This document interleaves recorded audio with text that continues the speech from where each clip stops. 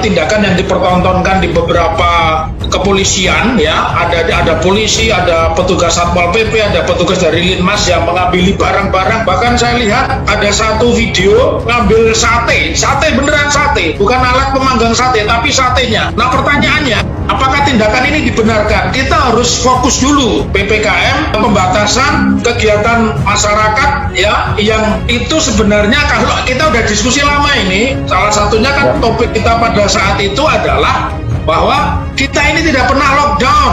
Jadi PPKM ini hanya satu upaya bagaimana caranya menghindari kewajiban-kewajiban finansial yang terbit sehubungan dengan batasan kegiatan masyarakat yang kemudian ditambahkan pakai kalimat darurat. Kalau kita mau menggunakan Undang-Undang Nomor 6 2018 dengan pendekatannya pasal 7, ya, tentang kebutuhan hajat hidup kurang banyak, dan pasal 51 sebenarnya selesai.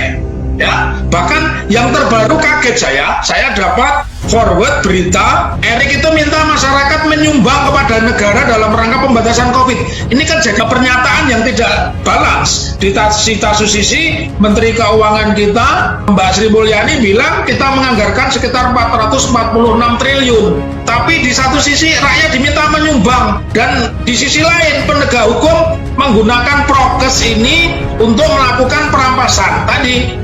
Unlawful depression itu tidak benar, itu masuk kategori perampasan. Karena perlu diingat, prokes ini muatannya adalah administrasi, nggak ada sanksi pidananya. Kenapa?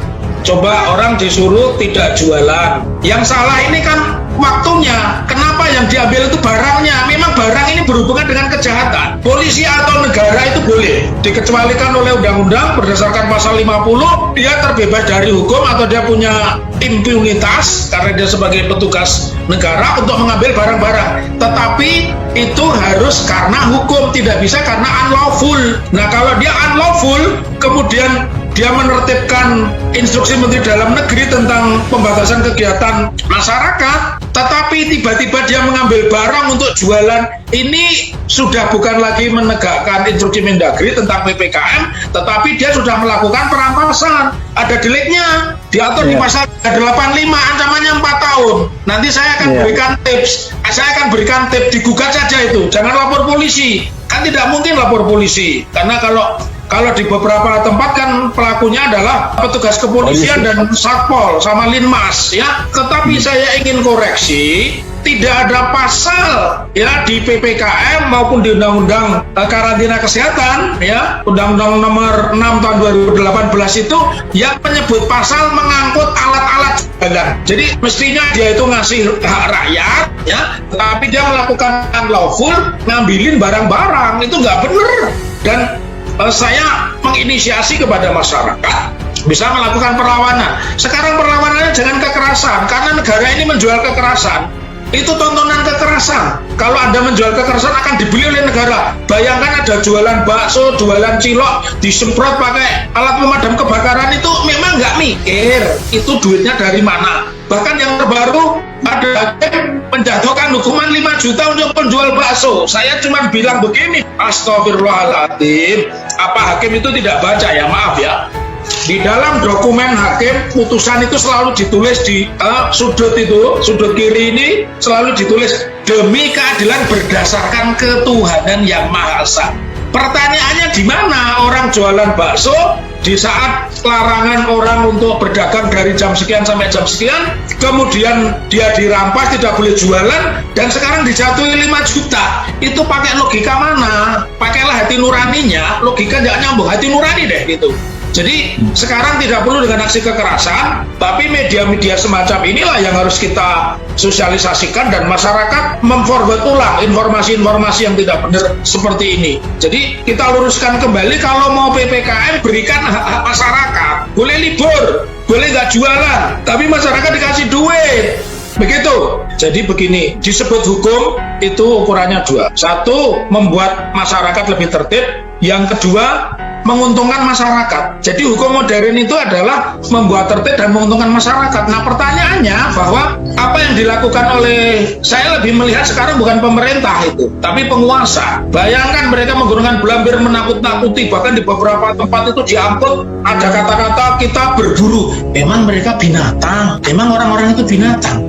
Sadis bahasa itu. Kita boleh nggak punya uang, tapi jangan menipu. Jangan tambah kelaparan ini ditambah ketakutan. Rakyat ini udah lapar. Ketika rakyat lapar, yang dipunya rakyat ini cuma satu, keberanian. Nah, kembali tadi, ketika kita menjalankan sebuah peraturan itu tadi kan saya sebut ada dua unsur. Satu membuat tertib, yang kedua memberikan keuntungan. Harus memberikan keuntungan. Nah, di dalam peraturan itu salah satunya, selain mereka melakukan penertiban, mereka juga harus memberikan apa yang menjadi hak masyarakat.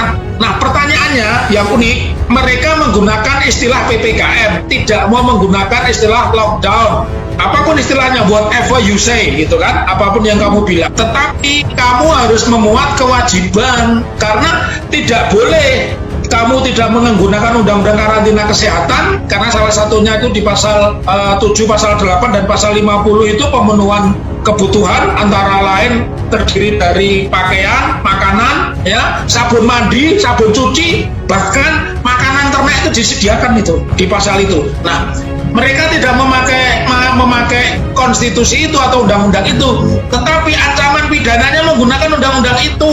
Ini namanya Joko Sembung bawa golok, nggak nyambung kok itu. Jadi ini hukum kita makin mundur, ya, hukum kita makin mundur. Maka saya bilang tindakan penguasa yang melakukan upaya tadi itu masuk kategori perbuatan melawan hukum. Satu, perampasan. Yang kedua, dia tidak memberikan haknya, itu korupsi. Karena anggaran untuk COVID ini sudah disediakan sejak dulu. Nah, ketika bicara penutupan, saya tidak melihat ini faktor partainya apa. Anies Baswedan setahun yang lalu sudah bilang, dia meminta Jakarta itu di lockdown. Karena memang perintah undang-undang, ini biar diketahui, karena radio Bravos ini dimonitor banyak orang, lockdown itu yang berwenang mengatakan adalah presiden, bukan menteri dalam negeri. Jadi nggak ada di undang-undang karantina kesehatan itu menyebut Mendagri boleh menyatakan lockdown atau PPKM atau PSBB atau apapun, itu presiden. Jadi itu sudah tidak punya payung hukum. Tetapi karena mereka ini penguasa bukan pemerintah, maka yang mereka gunakan pasal-pasal adalah represifnya tadi, ditutup dan sebagainya. Jadi itu sesuatu yang tidak bisa dibenarkan, dan nanti masyarakat bisa melakukan upaya hukum. Upaya hukumnya apa? Ada peraturan Mahkamah Agung nomor 2 2015, apa itu? Tentang small claim court. Masyarakat bisa mengajukan gugatan sederhana, ya,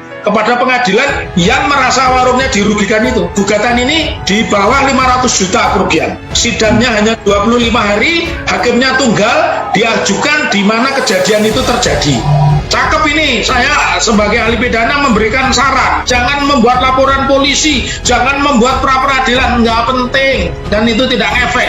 Tapi ketika Anda menggunakan gugatan sederhana atau small claim court, itu artinya Anda sudah memberikan ruang kepada publik untuk hadir di pengadilan, dan pengadilan tidak bisa menyetop perkara ini. Begitu jawaban dan sekaligus usulan saya.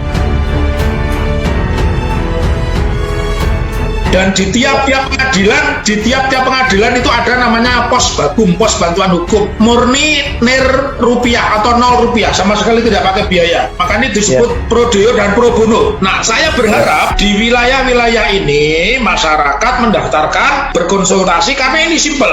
Jadi ketika kita mendaftarkan perkara ini sudah dilengkapi bukti-buktinya apa? Saya punya panci, diambil, pakai video aja. Kemudian buktinya saya kulaan, beli di pasar, misalkan bahan bakso atau bahan mie ayam atau beli ayam misalnya, itu kan semua bisa dihitung, ya. Itu nanti dibawa ke pengadilan sebagai alat bukti. Persidangannya hanya 25 hari, hakimnya tunggal, ya. Saya menyarankan itu karena ya saya sendiri sebagai ahli pidana tidak menyarankan dengan cara-cara kekerasan. Ajukan gugatan, ya. Gugatannya ya jelas dong kepada wali kota dan Satgas PPKM, ya. Ajukan ke pengadilan negeri.